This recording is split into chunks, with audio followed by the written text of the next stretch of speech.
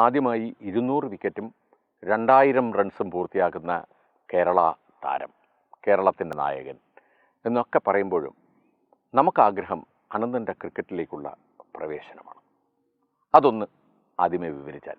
എൻ്റെ കുട്ടിക്കാലം, എൻ്റെ കളി തുടങ്ങുന്നത് എൻ്റെ വീട്ടിൽ തന്നെയാണ്. ഗ്രാമത്തിൽ, വലിയശാല ഗ്രാമത്തിൽ മുറ്റത്തിൽ എൻ്റെ 2 ബ്രദേഴ്സ് അവർ ക്രിക്കറ്റ് കളിക്കുമായിരുന്നു. ഗ്രാമത്തിലുള്ള കുറേ പിള്ളേർ അന്ന് സീസണലായിട്ട് പല പല സ്പോർട്ടും കളിക്കുന്നതിൻ്റെ ഒപ്പം നമ്മളന്ന് കച്ചികളി, മറ്റേ കുട്ടിയും കോലും, ഫുട്ബോൾ, പിന്നെ ക്രിക്കറ്റ്, ഇത് ആൻഡ് ഷട്ടിൽ, ഇതാണ് നമ്മൾ അന്ന് കളിച്ചുകൊണ്ടിരുന്ന കുറേ ഗെയിംസ്. പിന്നെ ഓട്ടം.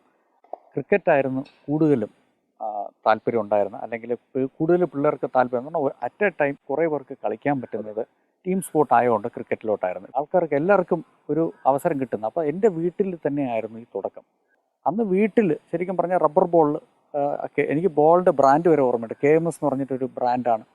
അപ്പോൾ അത് 2 രൂപയാണ് അന്ന് കിട്ടുന്നത്. അപ്പോൾ നമ്മൾ ഈ കളിക്കാൻ വരുന്നവരെല്ലാവരും 10 പൈസ, 10-20 പേര് വരും. അപ്പോൾ 10 പൈസയൊക്കെ ഇട്ട് കഴിഞ്ഞിട്ട് അങ്ങനെ ആ ബോൾ കുറേ ദിവസം നിൽക്കും, ഒരു 10-15 ദിവസം നിൽക്കുന്ന ഒരു ബോളാണ്.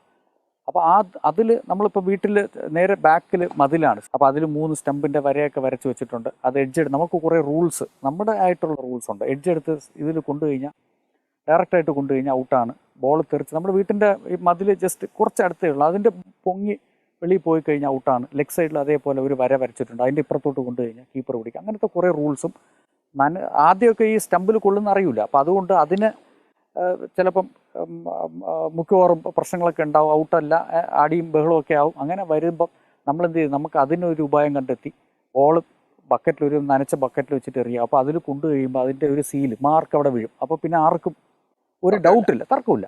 അങ്ങനെയാണ് എൻ്റെ തുടക്കം. അവിടെ നിന്ന് പിന്നെ ഈ നമ്മൾ club, Chasers cricket club, paramount cricket club, ഞാൻ ആദ്യം ചേരുന്നത് പാരമൗണ്ട് ക്രിക്കറ്റ് ക്ലബ്ബിലാണ്. അവിടെ കോർക്ക് ബോളിലാണ് കളിക്കുന്നത്. സ്കൂളിൽ നിന്ന് 4 മണിക്ക് എത്തും. ദിവസവും കളിയുണ്ട്, ദിവസവും അതിൽ 5 ഓവറിൻ്റെ ഇടയിൽ നമ്മൾ അവിടെ എത്തിയാൽ നമ്മൾ ടീമിലെടുക്കും, അല്ലെങ്കിൽ ടീമിൽ സ്ഥാനമില്ല. അപ്പോൾ ഞാൻ മിക്കവാറും ഇവർ കളി തുടങ്ങുന്ന 4 മണിക്കാണ്. ഞാൻ വീടെത്തുമ്പോൾ 4 മണിയാവും. എന്നിട്ട് അമ്മ റെഡിയായിട്ട് കാപ്പി റെഡിയാക്കി വെച്ചാൽ അത് കുടിച്ച് കഴിഞ്ഞാൽ ആ സ്കൂൾ ഡ്രസ്സിൽ തന്നെ ഒറ്റ ഓട്ടം, അന്ന് ഷൂ ഒന്നുമില്ല, ചെരുപ്പിൽ തന്നെ ഓടി കയറുന്നതും മിക്കവാറും 5ാമത്തെ ഓവറായിരിക്കും. അതാണ് എൻ്റെ ഒരു റെഗുലർ ഒരു റൊട്ടീൻ. അപ്പോൾ കളിയിൽ അന്നേ ഭാഗ്യം തുടച്ചിട്ടുണ്ട്. അതെ. അപ്പോൾ അന്ന് അടുത്ത് തന്നെ കളിക്കാൻ, അന്ന് പ്രാക്ടീസ് ചെയ്യാൻ എന്ന് പറഞ്ഞാൽ ഇങ്ങനെ ദിവസം കളിക്കാനുള്ള ഒരു അവസരം എനിക്ക് തോന്നുന്നു ട്രിവാൻഡ്രത്ത് വളരെ അപൂർവമായിട്ടുള്ള ആൾക്കാർക്ക് സാധിച്ചിട്ടുള്ളൂ. അത് ഞാൻ മനസ്സിലാക്കുന്ന വളരെ ലേറ്റാണ്. ഇപ്പം ചേസേഴ്സ് ക്രിക്കറ്റ് ക്ലബ്ബാണെങ്കിൽ കുറച്ചും കൂടെ ഡിസിപ്ലിൻഡ് ആയിട്ട് അന്ന് പ്രാക്ടീസ്, അന്നത്തെ കാലത്തിൽ റെഗുലറായിട്ട് മാറ്റും ഇതെല്ലാം അടിച്ച് പ്രാക്ടീസ് ചെയ്യുന്ന ഒരു ടീം ചേസേഴ്സ് ടീമായിരുന്നു. അപ്പോൾ നമ്മൾ അവിടത്തുള്ള ഇപ്പം നീലകണ്ഠൻ, അതേപോലെ മോഹൻകുമാർ, ഇവർ 2 രഞ്ജി ട്രോഫി ക്രിക്കറ്റേഴ്സാണ്. മഹാദേവനായിരുന്നു നമ്മുടെ ടീമിൻ്റെ സെക്രട്ടറിയും ക്യാപ്റ്റനുമായിട്ടുള്ള. രമേഷ് കുമാർ, ശിവറാം, ആദിശിവൻ, മുത്തു, തങ്കപ്പൻ എന്ന് പറഞ്ഞാൽ ഇവർ തങ്കപ്പൻ എന്ന് പറഞ്ഞ ആൾ ഓട്ടോ ഡ്രൈവറും കൂടെയാണ്.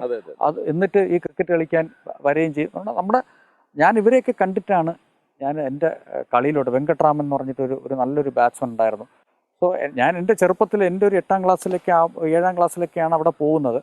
10ാം ക്ലാസ് കഴിഞ്ഞിട്ടാണ് ഞാൻ ചേസേഴ്സിൽ ചേരുന്നത്. സോ അതുവരെ ഞാൻ കണ്ട് വളർന്നതും ഈ എൻ്റെ കളി തുടങ്ങുന്നത് എൻ്റെ വീട്ടിലുള്ള ഈ കളിയും റബ്ബർ ബോളിലുള്ള കളിയും ഈ നമ്മളെ പാരമൗണ്ടിന് വേണ്ടിയിട്ട് അന്ന് നമുക്ക് പാഡ്, ഒരു കാലിൽ പാഡ്, ഒരു ഗ്ലൗസ് ഒന്നും ചിലപ്പോൾ കാണത്തില്ല, പൊട്ടിയ ബാറ്റ്. അപ്പോൾ അന്ന് എനിക്കിപ്പോഴും ഓർമ്മയുണ്ട്, 5 രൂപയാണ് മാസ സബ്സ്ക്രിപ്ഷൻ. എന്ന് പറഞ്ഞാൽ ഈ കോർക്ക് ബോൾ വാങ്ങിക്കാനും ബാറ്റ് വാങ്ങിക്കാനും അതിന് വേണ്ടിയിട്ടുള്ള. അത് 5ാം തീയതി വരെ നമുക്ക് ടൈമുണ്ട്.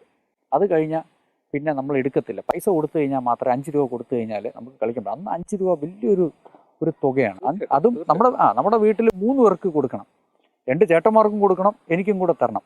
പക്ഷെ എൻ്റെ ഭാഗ്യത്തിന് എൻ്റെ വീട്ടിൽ എനിക്ക് അതിന് ഒരു പ്രാവശ്യം പോലും മുടക്കവും ഈ ഒരു പ്രശ്നം ഉണ്ടാക്കത്തില്ല. 1ാം തീയതി തന്നെ നമ്മൾ പറയുമ്പോൾ അമ്മ പൈസ എടുത്തു തരും. സോ അങ്ങനെയാണ് എൻ്റെ ഈ തുടക്കം. എൻ്റെ ഒരു ഫസ്റ്റ് സ്റ്റെപ്പ് അവിടെ നിന്നാണ് എൻ്റെ.